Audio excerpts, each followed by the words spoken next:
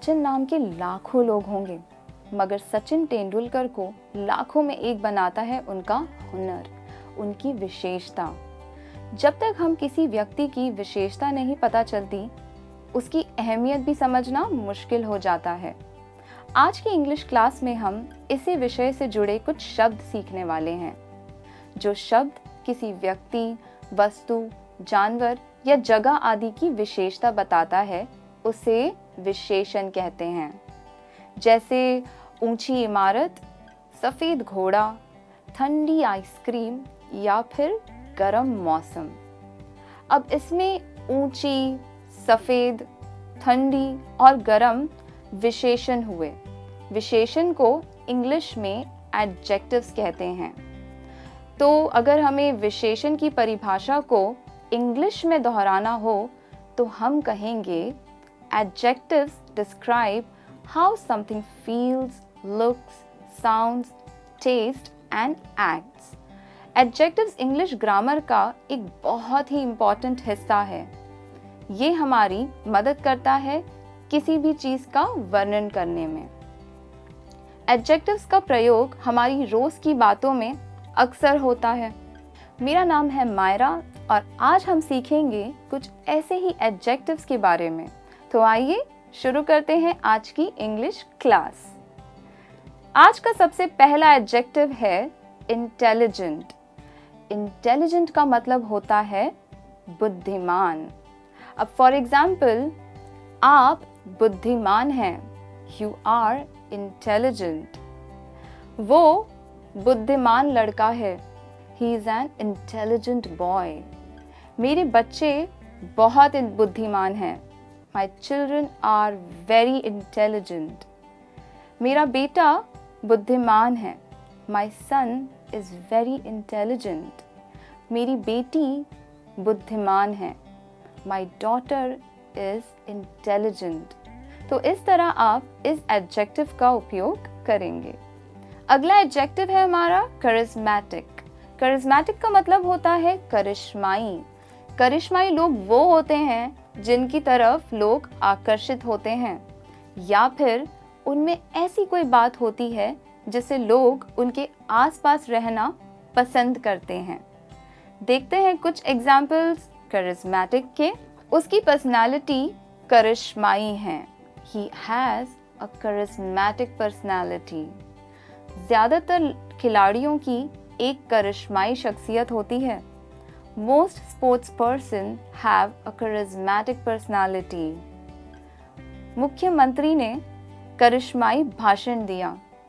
The chief minister gave a charismatic speech. उसकी गायकी में करिश्माई ताकत है। His singing has a charismatic power. बढ़ते हैं अगले एडजेक्टिव की ओर, जो है enthusiastic. Enthusiastic का मतलब होता है उत्साही। किसी भी काम को लेकर उत्साह होना एक अच्छी बात होती है, और उत्साह को अगर आदत बना लिया जाए तो ये बात हमें कामयाब होने में मदद करती है। आइए देखते हैं इस एडजेक्टिव के कुछ इस्तेमाल। अपने काम को लेकर उत्साही होना एक अच्छी आदत है। It's a good habit to be enthusiastic about your work. उनका काफ़ी उत्साह के साथ स्वागत किया गया। They received a very enthusiastic welcome. उसका अपने परिवार को लेकर उत्साह काबिले तारीफ है। His enthusiasm towards his family is worth appreciating. वो काफ़ी उत्साह रखता है क्रिकेट के लिए। He is so enthusiastic about cricket. तो इस तरह आप enthusiastic शब्द अपने इंग्लिश के सेंटेंसेस में ज़रूर यूज़ करें। हमारा अगला एडजेक्टिव है इंट्रोवर्ट। इंट्रोवर्ट का मतलब होता है शांत स्वभाव या कम बात करने वाला। फॉर एग्जाम्पल, वो शांत स्वभाव का है, ही इज़ एन इंट्रोवर्ट। मैं शांत स्वभाव की हूँ, मुझे घुलने मिलने में समय लगता है। I am an introvert, I take time to open up. वो शांत स्वभाव की है, अनजान लोगों से ज़्यादा बात नहीं करती। She is an introvert. doesn't talk much to strangers. तो इस तरह आप इंग्लिश में इंट्रोवर्ट शब्द का इस्तेमाल कर सकते हैं। अब देखते हैं हमारा अगला एडजेक्टिव जो कि है एक्सट्रोवर्ट। अब एक्सट्रोवर्ट इंट्रोवर्ट का बिल्कुल ही ऑपोजिट होता है और इसलिए एक्सट्रोवर्ट शब्द का मतलब होता है मिलनसार। ऐसे लोग जो जल्दी नए लोगों में घुल मिल जाते हैं और उन्हें किसी से भी बात करने में कोई परहेज नहीं होती। एक्सट्रोवर्ट्स काफ़ी टॉकेटिव होते हैं और उन्हें लोगों के बीच रहना, बातचीत करना बहुत पसंद होता है। फॉर एग्ज़ाम्पल, मुझे नए लोगों से मिलना जुलना अच्छा लगता है। I am an extrovert, I like meeting new people. हर कोई लोगों के बीच इतना सहेज नहीं रह पाता। Not everyone can be an extrovert. इंसान का मिलनसार होना उसका आत्मविश्वास बढ़ाता है। Being an extrovert boosts one's confidence. ये हमने देखे एक्सट्रोवर्ट शब्द के कुछ इस्तेमाल। चलिए बढ़ते हैं हमारे अगले एडजेक्टिव की ओर। हमारा अगला एडजेक्टिव है रिलायबल। रिलायबल का मतलब होता है भरोसेमंद। आइए देखते हैं कुछ एग्जाम्पल्स रिलायबल के। एक भरोसेमंद इंसान होना बहुत अच्छा गुण है। Being a reliable person is a great quality to have. उस पर कभी भरोसा नहीं किया जा सकता, वो भरोसेमंद नहीं है। He can't be trusted. He is not reliable. क्या ये वेबसाइट शॉपिंग के लिए भरोसेमंद है? Is this shopping website reliable? तो इस तरह आप इंग्लिश में reliable शब्द का उपयोग कर सकते हैं। हमारा अगला एडजेक्टिव है टॉकेटिव। इसका मतलब होता है बातूनी, यानी ज़्यादा बात करने वाला। आम तौर पर ऐसा माना जाता है कि औरतें मर्दों से ज़्यादा बातें करती हैं। चलिए देखते हैं कुछ एग्जाम्पल्स। औरतें मर्दों से ज़्यादा बातूनी होती है। Women are more talkative than men. इस क्लास के स्टूडेंट्स बहुत बातूनी हैं। Students of this class are very talkative. मेरी बहन बहुत बातूनी है। My sister is very talkative. मेरी बीवी बहुत बातूनी है। My wife is very talkative. दूसरा एडजेक्टिव है ऑनेस्ट। ऑनेस्ट का मतलब होता है ईमानदार। जैसे फॉर एग्जाम्पल, मुझे ईमानदार लोग अच्छे लगते हैं। I like honest people. मैं ईमानदार इंसान हूँ। I am an honest person. वो ईमानदार आदमी है। He is an honest man. वो ईमानदार लोग हैं। They are honest people. तो इस तरह आप इंग्लिश में honest शब्द का इस्तेमाल कर सकते हैं। हमारा अगला एडजेक्टिव है ब्यूटीफुल। ब्यूटीफुल का मतलब होता है खूबसूरत। ब्यूटी किसी भी इंसान, जगह या वस्तु में हो सकती है। अगर आप किसी इंसान की खूबसूरती की तारीफ करना चाहते हैं तो आप कहेंगे आप खूबसूरत हैं। You are beautiful. आपकी मुस्कान खूबसूरत है। You have a beautiful smile. आपके बाल सुंदर है। You have beautiful hair. चांद रात को खूबसूरत लगता है। The moon looks beautiful at night.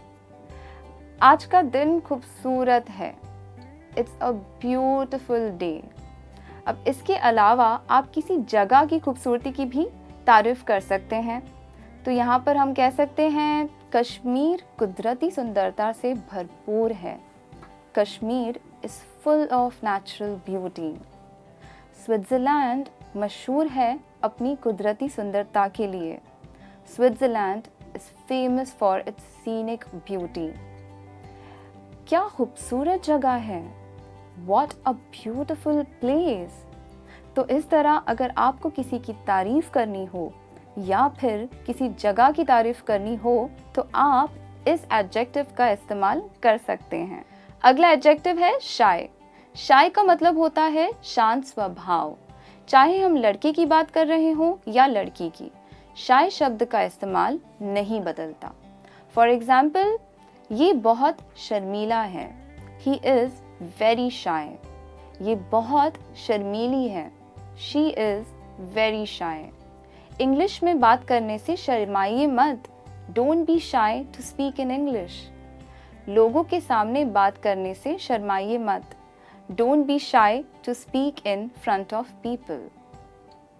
वो शर्मीला लड़का है मगर उस लड़की को बहुत पसंद करता है। He is a shy boy but likes her immensely। तो इस तरह से आप shy शब्द का कई situations पर यूज कर सकते हैं।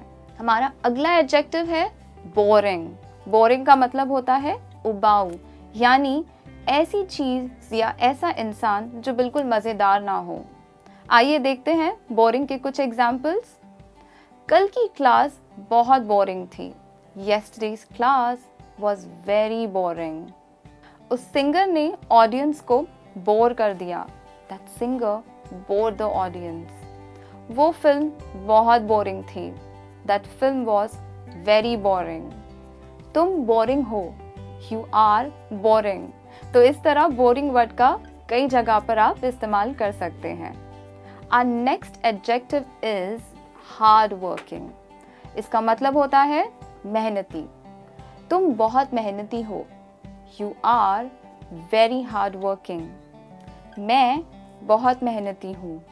I am very hard working। मुझे मेहनती लोग बहुत पसंद है। I like hard working people। मेहनत का नतीजा हमेशा अच्छा होता है। Hard work always pays off। तो इसलिए आप भी अपनी लिंग्विस्टिक स्किल्स पर मेहनत करते रहिए। अगला एडजेक्टिव है लेजी। लेजी का मतलब होता है आलसी। फॉर एग्जाम्पल, आज का दिन आलसपन से भरा था। It was a lazy day.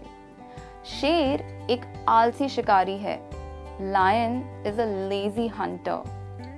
जो लोग मेहनत नहीं करते वो कामयाब नहीं हो पाते।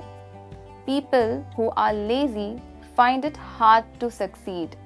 तो इसलिए आप मेहनत कीजिए, लेजी मत बनिए और इस शब्द का इस्तेमाल करते रहिए। हमारा अगला एडजेक्टिव है फ्रेंडली।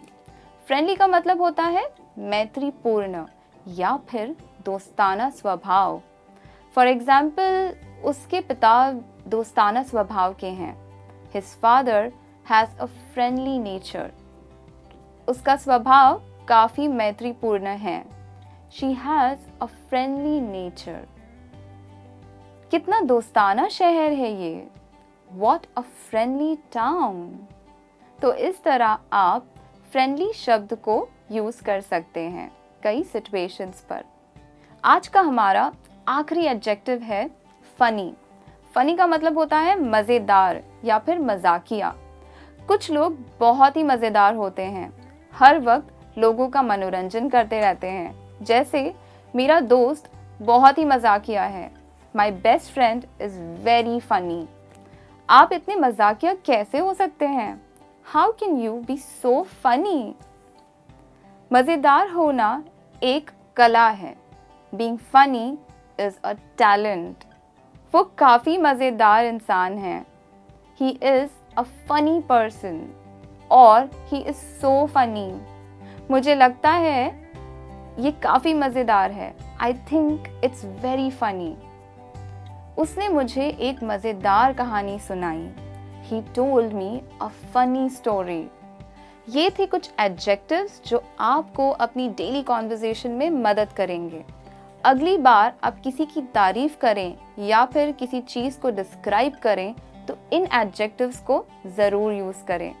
अगर ये वीडियो आपको पसंद आया है तो इसे लाइक करना ना भूलें और अगर आगे भी ऐसे इंग्लिश लेसन सीखते रहना चाहते हैं तो सब्सक्राइब करना ना भूलें। फिलहाल के लिए बस इतना ही।